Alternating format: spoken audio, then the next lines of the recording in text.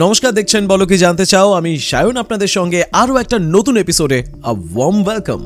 Department for promotion of industry and internal trade সম্প্রতি একটি report প্রকাশ করেছে কোন কোন রাজ্য কত ইনভেস্টমেন্টের প্রপোজাল পেয়েছে। 2024-এর নভেম্বর পর্যন্ত এই রিপোর্টে বলা হচ্ছে যে মহারাষ্ট্র পেয়েছে 1,52,300 কোটি টাকার প্রপোজাল। সেখানে স্বভাবতই গুজরাট অনেকটা এগিয়ে এসছে, যেখানে 71,737 কোটি টাকার ইনভেস্টমেন্টের প্রপোজাল রয়েছে। তালিকায় উড়িষ্যা কিন্তু তৃতীয় স্থানে, যেখানে উড়িষ্যায় বিনিয়োগের প্রপোজাল রয়েছে 68,933 কোটি টাকার মতন। চতুর্থ স্থান পেয়েছে পশ্চিমবঙ্গ।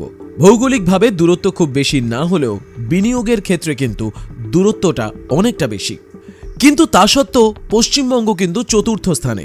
সেখানে বিনিয়োগের প্রপোজাল রয়েছে 39,133 কোটি টাকার মতন।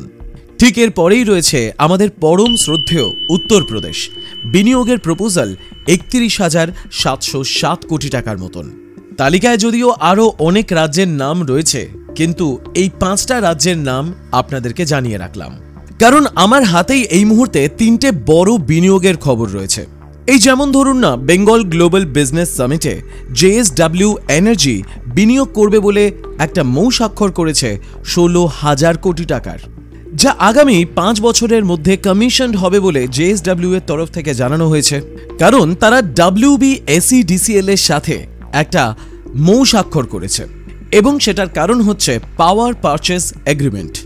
1600 মেগাওয়াটের একটা ক্রিটিক্যাল থার্মাল পাওয়ার প্লান্ট তৈরি হবে শালবনী, পশ্চিমবঙ্গে। এর ফলে আমাদের রাজ্য যেমন উপকৃত হবে এবং রাজ্যের বিভিন্ন ইন্ডাস্ট্রির জন্য যেই পাওয়ার সাপ্লাই দরকার সেটাও যোগান দেওয়া যাবে, এবং একই সাথে আমরা অন্য রাজ্যকে এই পাওয়ার সাপ্লাই দিতে পারবো এবং রাজ্যে রেভিনিউ আনতে পারবো। ও কাম অন, এটা জানা খবর তো। চলুন পরের খবরটার দিকে চোখ রাখি। তবে আরও একটা খবর কিন্তু এখনো বাকি আছে। যাচ্ছি সেই দিকেও যাচ্ছি, কিন্তু তার আগে আরও একটা খবর জানিয়ে রাখি, কারণ বলো কি জানতে চাওতে আমরা কিছুদিন আগে অশোকনগরে মাটির তলে যে তেল রয়েছে, তৈল ভাণ্ডার রয়েছে, যা নিয়ে ONGC অত্যন্ত তৎপর, সেই বিষয়ে কোনো আপডেট তো দিয়ে দিই। আমরাই বলো কি জানতে চাওতে একবার একটি তথ্য দিয়েছিলাম যে ONGC কিন্তু মাটির তলে তেল পেয়েছে অশোকনগরে। তারপরে আরও একটি ভিডিও বানিয়ে আমরা আপনাদেরকে জানিয়েছিলাম যে অশোকনগরে মাটির তলে তেল তো আছে, কিন্তু ONGC রাজ্য সরকারের কাছে কিন্তু ক্লিয়ারেন্স চাইছে, যা রাজ্য সরকার দিতে দেরি করছে বা দিচ্ছে না।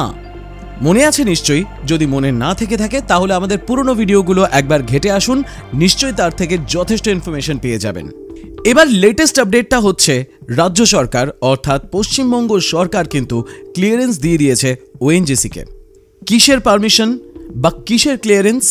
Large scale oil drilling operations at Ashoknagar, উত্তর 24 পরগনা।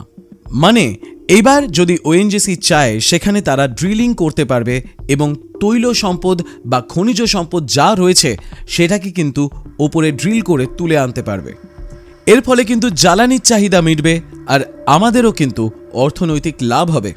এইবার যদি আপনি ভাবতে থাকেন যে এখানে যদি তৈল ভাণ্ডার বা গ্যাসের অর্থাৎ ন্যাচারাল গ্যাসের যদি রিসোর্স থেকে থাকে তাহলে আমরা কিন্তু প্রচণ্ড লাভবান হয়ে যাব আর কয়েক মাসের মধ্যেই, তাহলে একটু ধৈর্য ধরতে হবে।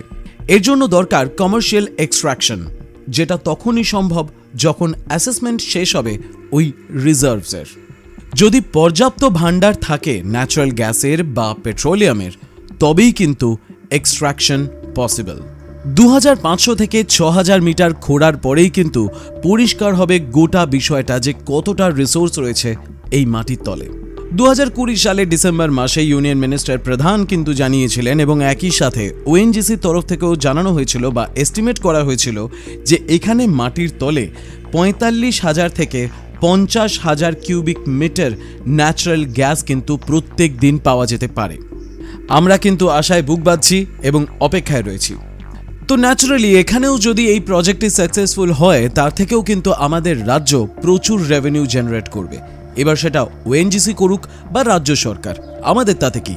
আমাদের প্রফিট নিয়ে মতলব, আমাদের রাজ্য রিচ হয়ে উঠুক তা নিয়ে মতলব। চলুন চোখ রাখি পরের ইনভেস্টমেন্টের খবরে। আরও একবার আমাদের রাজ্য পশ্চিমবঙ্গে 8,700 কোটি টাকার ইনভেস্টমেন্টের প্রপোজাল রয়েছে হলদিয়া পেট্রোকেমিক্যালসের তরফ থেকে। এবার তারা কি বানাতে চলেছে? তারা তৈরি করতে চলেছে একটা নতুন ফ্যাসিলিটি সেন্টার। এই নতুন ফ্যাসিলিটি সেন্টারে ম্যানুফ্যাকচার করা হবে পলিকার্বনেট এবং কেমিক্যাল, যেটা হেভি অটোমোবাইল ইন্ডাস্ট্রিতে প্রচণ্ড কাজে লাগে। এই কারখানাটি গড়ে উঠবে হলদিয়াতে তাদের যে এক্সিস্টিং ল্যান্ড ব্যাংক রয়েছে সেই জায়গাতেই। কাজেই আগামী দিনে কি আমরা পশ্চিমবঙ্গের বুকে এই সমস্ত অটোমোবাইল রিলেটেড যে সমস্ত মেশিনারিজ রয়েছে তার বিভিন্ন সাপ্লাই চেইন দেখতে পাচ্ছি, একই সাথে তার ম্যানুফ্যাকচারিং দেখতে পাচ্ছি।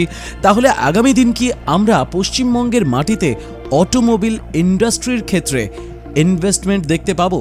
যে অটোমোবাইল বিভিন্ন কারখানায় বিভিন্ন জায়গায় বড় বড় নামি দামি গাড়ি তৈরি হচ্ছে পশ্চিমবঙ্গের বুকে, হেভি ইন্ডাস্ট্রিজ যাকে বলে, যার জন্য সবাই চিৎকার করছে, সবাই আর্তনাদ করছে, তেমনটাকে দেখতে পাবো? সেই সুদিনের আশা বুকে গামছা দিয়ে ভালো করে বেঁধে আজকের ভিডিও এখানেই শেষ করছি। আমাদের আজকের গোটা ভিডিওটা আপনাদের কেমন লাগলো তা কমেন্টে লিখে জানাবেন। যদি ভালো লেগে থাকে সেটাও জানাবেন, আর যদি খারাপ লেগে থাকে তাহলে তো এনিওয়েজ আবার দেখা হবে পরের এপিসোডে।